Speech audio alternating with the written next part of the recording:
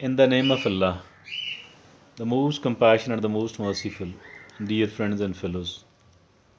I've seen some of the people, I was talking to a friend of mine, and I said something like, save something for the rainy days. He replied that the rainy days come to those only who save something. There is another, although he himself used to be a banker first, became a businessman then, and a very good businessman, like the Hindus and the Jews, like the Buniyas. He is a businessman like this one, but maybe at that time he was joking. There is another proverb here in Punjabi, जो डरता है वही मरता है, Urdu or Punjabi. So is it true, by the way? I think it's not true at all. Why don't I accept it as something which is true or realistic one? Why? Why? Because if a young boy is doing the wheeling on motorbike, or a person is driving the motorbike, car, or another public service vehicle at a faster speed, do not observe the speed limit, and they meet an accident during which they they lose their life, either because of wheeling or because of the speeding on the route. So does it mean that they were afraid of the death and that is why they died? Does it mean that they were afraid of the sudden and the accidental death and due to that they die? No, that's not the reason. That's not the reason. The reason is that they were not afraid of it. They were not afraid of the death at all. That is the reason that is the reason they were wheeling. That is the reason that they were speeding. As for those people who were afraid of the death, they neither do the wheeling nor they do the speeding on the road. I've been in Singapore. I've seen billboards on the highways speeding the number one route killer according to them. It seems very true. My dear friends, it is always useful, it is always beneficial to be careful and to be cautious. Look upon the number of people who die of the wheeling, the number of the youth who die of the wheeling. Look upon the number of the people who die on the road because of the speeding.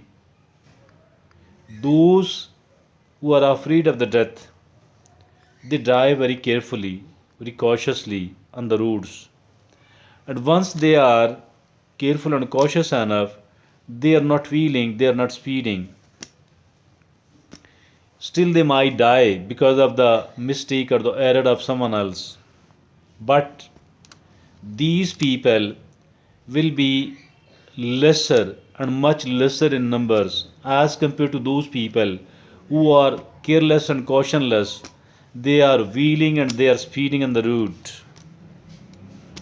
So it is always useful and always beneficial. Knowing the consequences of what you are doing, look upon the people who are committing the burglaries. If at all, these people are definitely not afraid of the death at all. They are not afraid of being caught.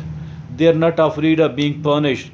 That is why they are doing all that. And then, once they are caught, they have to face the music. They have to, they have to keep themselves imprisoned.